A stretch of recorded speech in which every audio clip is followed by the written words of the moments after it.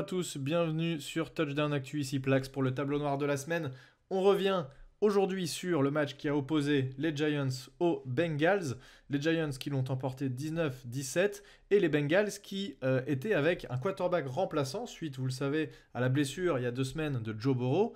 Donc il a fallu rapidement trouver une solution de remplacement et mettre en place un nouveau quarterback qui a eu très peu de temps finalement pour trouver des automatismes avec ses receveurs et avec l'équipe en général. Les Bengals qui ont eu pas mal de complications pendant ce match, même si le score est assez serré finalement, eh bien, ils ont été plutôt dominés dans le jeu avec seulement 155 yards de gagnés en attaque et on va voir une illustration de quelques problèmes qu'il peut y avoir entre un receveur et un quarterback quand ils ont pas énormément travaillé ensemble. Vous savez, en général, le quarterback numéro 1 va avoir beaucoup de répétitions avec l'équipe 1, donc il va pouvoir lancer beaucoup de ballons sur ses receveurs, alors que le quarterback numéro 2 eh bien, va avoir quelques reps, mais pas énormément, et quand il va avoir des répétitions, souvent c'est avec l'équipe 2, voire l'équipe 3 pendant les training camps.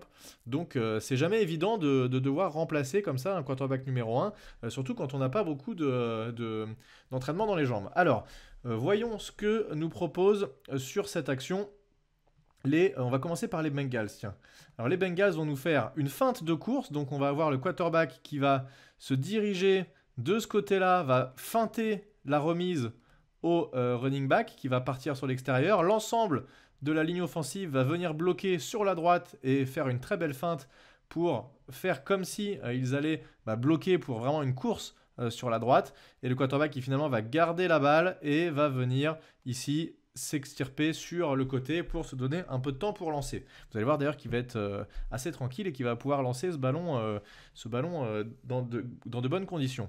Ensuite, au niveau des receveurs, donc on va avoir, alors j'ai mis un bloc ici, c'est pas un bloc le tight end, il y a 2 tight ends ici en haut. Le premier tight end qui va faire un tracé drag, donc directement à l'intérieur et qui va croiser derrière la D-line de manière assez rapide et qui va être d'ailleurs démarqué. Le receveur écarté à droite qui va faire un tracé post, il va venir ici.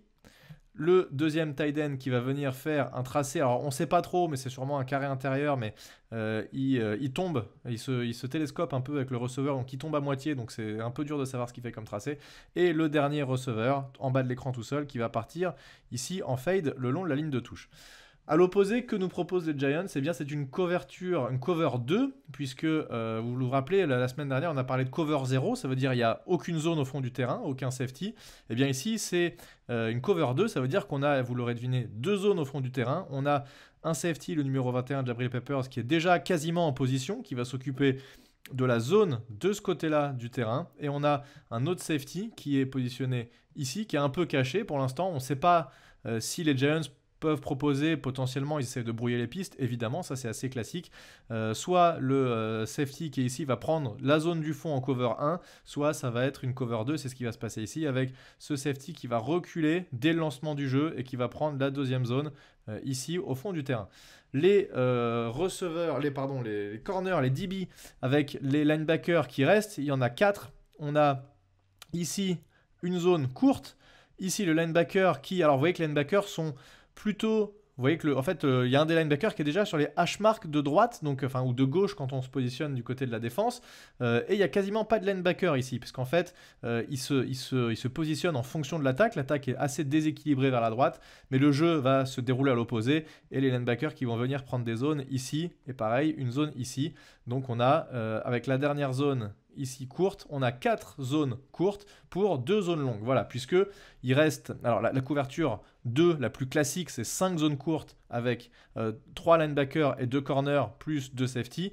Mais ici, on a positionné plus de monde sur la ligne.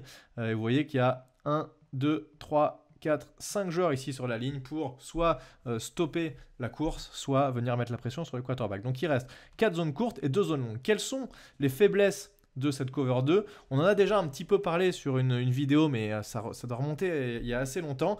Eh bien la faiblesse souvent, c'est soit vraiment sur l'extérieur, profond, soit plutôt sur ici entre les deux safety, et donc dans cette zone-là, et donc le tracé qui serait potentiellement le plus simple pour le quarterback, eh bien ce serait ce tracé post ici, qui va venir exactement se mettre dans l'interstice entre les deux safety.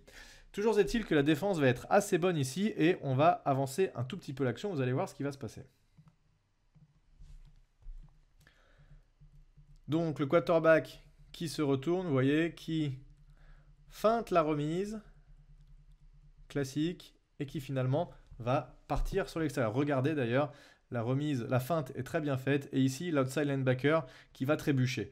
Alors, la bonne feinte a permis quoi? Elle a permis de faire en sorte que le middle linebacker qui se trouve ici prenne du retard, puisqu'il était en train de regarder ce qui se passait là-bas. Eh bien, on l'a dit tout à l'heure, il y a ce tight end qui est venu couper devant lui et qui va avoir beaucoup d'avance, et le linebacker qui ne va jamais être capable de le rattraper sur cette action. On avance encore un petit peu.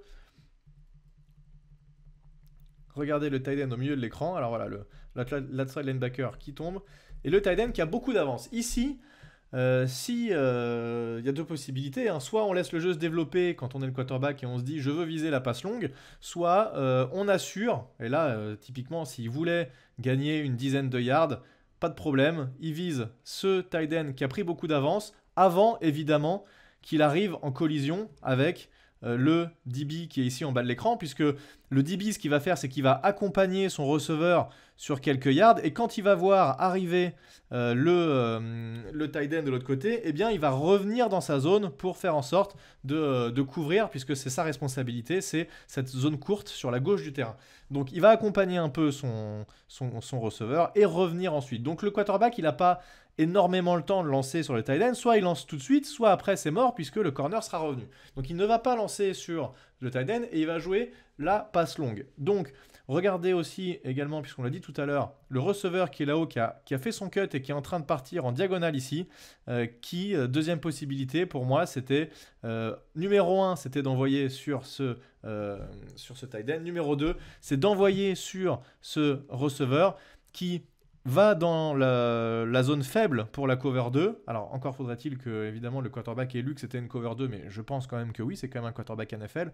Le safety, d'ailleurs, qui est assez loin. Et donc, si le ballon est bien lancé, c'est-à-dire pas trop profond pour pas envoyer le receveur sur le safety, eh bien, ça pourrait être capté assez facilement. Sauf que le quarterback, à ce moment-là, il est en train de regarder dans cette direction-là. Un peu compliqué de lancer à contre-courant, il faudrait qu'il s'arrête complètement et qu'il envoie, donc c'est vrai que c'est pas forcément facile, et il va plutôt viser sur ce receveur qui est à l'extérieur. Alors c'est pas forcément une mauvaise idée, surtout que vous allez voir le safety ici, pour l'instant il est tourné comme ça, mais il va être attiré puisqu'il va voir qu'il y a un joueur qui est en train d'arriver à contre-courant là-bas, et donc il va se retourner un peu ici, mais il a une très bonne technique, puisqu'il va il va réussir à orienter ses hanches de manière à couvrir sur ce côté-là, et finalement quand il va voir que ça part de l'autre côté, il va réussir à rattaquer et venir sur le joueur qui est en train de faire son tracé fade en bas de l'écran. Donc là, regardez le quarterback. Là, il aurait pu lancer, il y a encore le temps de lancer sur les deux tracés. Là, vous voyez, hein, les deux tracés qu'on a dit, le tracé post et le tracé du tight end court. Là, il a vraiment énormément d'avance à ce moment-là. Ça, c'est vraiment un catch facile. Si on veut assurer, on peut lancer là sans aucun problème. Regardez ici ce que je disais tout à l'heure. Le safety qui est orienté de ce côté-là, et je pense que c'est ça, le fait que le corps du safety soit orienté de ce côté-là qui fait se dire au quarterback, j'ai le temps de lancer, le safety ne va pas pouvoir se retourner pour venir récupérer la balle. Malheureusement, évidemment, ça ne va pas se passer comme prévu. On avance encore un tout petit peu le jeu. Vous voyez là, ici, le corner Bradbury en bas de l'écran, je vous l'ai dit, qui est accompagné un peu, et finalement il voit qu'il y a un tracé court qui peut potentiellement arriver, en plus qui est dangereux, parce que le linebacker qui est à l'intérieur, eh bien, il est assez aux fraises, donc il va revenir ici pour... Alors là, si le quarterback lance, il y a le temps de faire le catch, mais c'est plutôt pour faire le plaquage et empêcher le tight end de gagner beaucoup de yards derrière ça. À ce moment-là, le quarterback décide de lancer la balle, et que faire en fait quand on connaît bien son receveur et qu'on a une bonne connexion et qu'on a eu le temps de faire suffisamment de répétitions avec ce receveur, et c'est pas moi qui l'ai inventé, c'est le commentateur en fait qui l'a dit pendant le match, et je me suis dit tiens, effectivement c'est intéressant et on va en parler en tableau noir.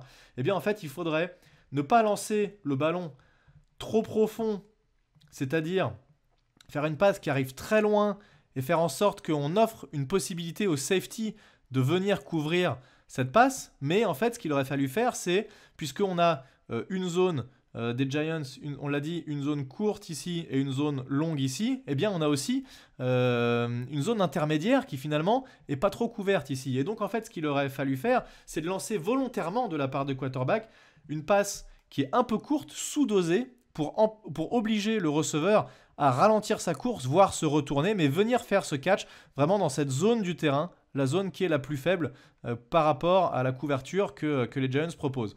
Donc envoyer le ballon dans cet interstice entre les deux zones, ça aurait été la meilleure solution, et c'est ce que le commentateur pendant le match a exactement dit. Il a dit qu'il aurait dû obliger le receveur à ralentir sa course en lui faisant une passe plus courte et ne pas l'envoyer dans le safety. Malheureusement, la passe va être lancée longue et le safety va avoir le temps, malgré là vous voyez que ses hanches soient tournées du mauvais côté. Quand il va voir que la passe va être envoyée longue, la technique est suffisamment bonne. Vous voyez, à ce moment-là, il a vraiment de l'espace, hein, le receveur, on le voit tout en bas de l'écran. Il est tout seul. Si la passe était lancée pas si profonde, il aurait pu réaliser le catch. Donc plusieurs occasions manquées à ce moment-là de l'action. Le tracé post qui n'a pas été vu, le tracé court du tight end qui n'a pas été vu non plus, et finalement la balle qui est lancée longue, et le safety qui a tout loisir de venir rattaquer ce ballon et qui d'ailleurs fait quasiment l'interception. Il relâche la balle, mais ça aurait pu tout à fait être une interception. Voilà, donc en fait cette action elle illustre un manque d'habitude entre un receveur et un quarterback qui, s'ils avaient eu plus l'habitude, ce serait sûrement mieux compris, et le receveur n'aurait pas essayé de foncer le plus loin possible au fond du terrain, mais aurait potentiellement pu s'arrêter entre les deux zones, et si le quarterback le connaissait suffisamment, eh bien il aurait lancé ce ballon un peu plus court pour lui permettre de faire ce catch. Voilà. J'espère que cette petite vidéo aura été intéressante. On aura vu quelques éléments d'attaque et quelques éléments également en cover 2 sur cette défense des Giants. Et je vous dis à très bientôt sur Touchdown Actu. À plus tout le monde. Ciao! 20, 5, touchdown!